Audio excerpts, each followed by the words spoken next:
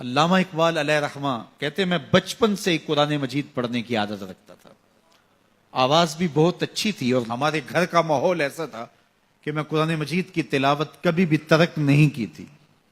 ہماری صبح کا آغاز ہی قرآن مجید کی تلاوت سے ہوتا.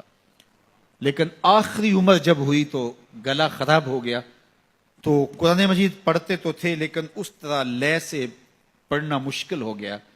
تو جس طرح لوگ حال پوچھتے ہیں جناب کیا حال ہے تو لوگ بتاتے ہیں کہ یہاں درد ہو رہی ہے اور یہ مسئلہ ہے یہ مسئلہ ہے. لیکن اقبال سے کوئی جا کے پوچھتا کہ حضرت کیا حال ہے تو اقبال کہتے کہ لطف قرآن سحر باقی نہ مان.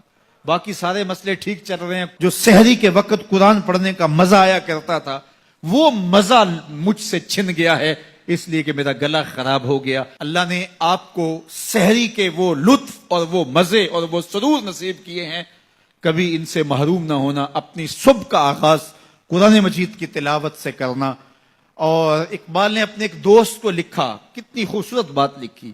کہا قرآن مجید کا مفہوم اور ترجمہ نہیں بھی آتا پھر بھی قرآن مجید پڑھتے رہنا. خالی ناظرہ قرآن مجید پڑھنے سے دل کا تعلق رسول اللہ کے دل سے جڑ جاتا ہے. اس لیے کہ قرآن حضور کے قلب اطہر کے اوپر نازل ہوا تھا. یہ سندیسہ ہے ہمارے خالق کا ہمارے نام. تو ہم اس کو سمجھیں کہ اس میں ہمارے نام پیغام کیا ہے, ہمارے نام میسج کیا ہے. اس کتاب اللہ پہ عمل کرنا یہ ممکن تبھی ہوگا اگر ہم اس کتاب کو سمجھ کے پڑھیں گے. یہ کتاب ہمارے نام پیغام کیا دیتی ہے, کہاں سے روکا ہے, کہاں سے اس کتاب نے ہمیں جو ہے وہ منع کیا اور کن امور کے بجا لانے کی تلقین کی ہے. اس کتاب کے تقاضوں کو سمجھنے کے بعد اس کتاب پر عمل کرنا یہ ہماری زندگی کا لازمہ ہونا چاہیے. لیکن افسوس ہم نے کتاب اللہ کے ساتھ جڑنے کی بجائے اس کتاب کو طاق پر سجا دیا اور اس کے مفاہیم سے ہم نہ آگاہ ہو سکے. اب تو تلاوت بھی موقوف ہوگی. کسی زمانے میں لوگ تلاوت ضرور کیا کرتے تھے, اب تلاوت بھی موقوف ہو گئی. عمل تو قصہ پارینہ بن گیا. ہماری زندگی اس کتاب کی مطابقت میں گزرنی چاہیے تھی.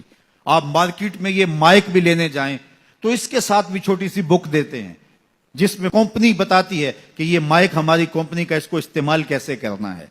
یار آپ جہاں سے جو چیز خریدے تو اس کے ساتھ چھوٹی سی بک ضرور ملتی ہے اور اس کا طریقہ استعمال بتایا جاتا ہے. جس خالق نے انسان کو پیدا کیا اس نے ساتھ قرآن بھی دیا ہے. اس کو پڑھتے جاؤ, زندگی گزارتے جاؤ. زندگی ٹینشنوں کا مجموعہ نہیں ہوگی. زندگی جو ہے وہ خوبصورت تمہیں دکھائی دے گی.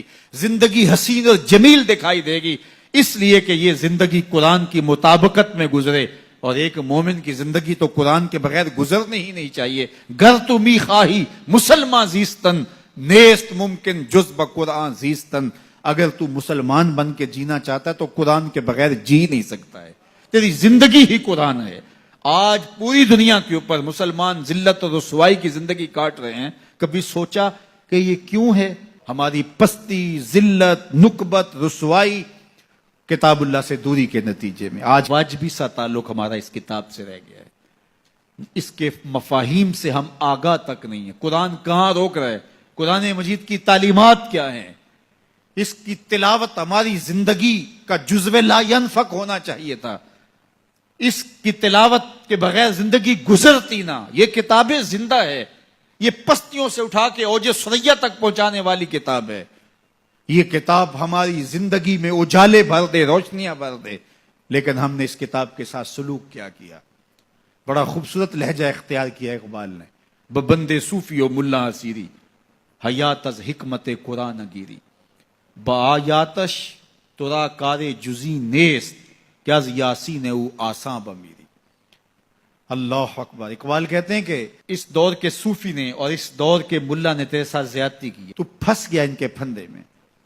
صوفی نے بھی تجھے اور سمت لگا دیا اور مولوی نے بھی تجھے اور سمت لگا دیا. جو منصب تھا صوفی و ملا کا, تجھے جس راستے پہ ڈالنا تھا اس راستے پہ انہوں نے تجھے نہیں ڈالا. اس کتاب سے تیری دل بستگی نہ ہو سکی. اس کتاب سے تیرا تعلق مضبوط نہ ہو سکا. قرآن سے تجھے صرف اتنا سروکار ہے کہ جب تیرے بوڑھے کی روح اٹکی تو تو سورہ یاسین لے کے بیٹھ گیا کہ میں اس کی تلاوت کروں اور اس کی روح آسانی سے نکل جائے. وہ کہتے ہیں اس میں کوئی شک نہیں کہ اس کی روح آسانی سے نکلتی ہے. سورہ یاسین کا مرنے والے کو فائدہ پہنچتا ہے, مجھے اس پہ کوئی اعتراض نہیں ہے, لیکن کہتے ہیں مجھے افسوس اس بات سے ہے کہ اس قرآن سے بھی تو نے مرنا ہی سیکھا, کاش اس قرآن سے جینا سیکھ لیا ہوتا. یہ کتاب زندگی ہے, یہ کتاب حیات ہے, یہ مردہ قوموں کو اٹھا کے کہاں سے کہاں لے جاتی ہے, یہ پستیوں سے اٹھا کے بلندیوں تک لے جانے والی کتاب ہے. اس امت کے پاس اتنا بڑا نسخہ کیمیا ہو اور وہ در در رسوا ہو رہی ہو, تو اس کتاب سے دوری کے نتیجے کے اندر یہ سزا ہمیں کاٹنی پڑ رہی ہے. آئیے اس کتاب سے جڑیں.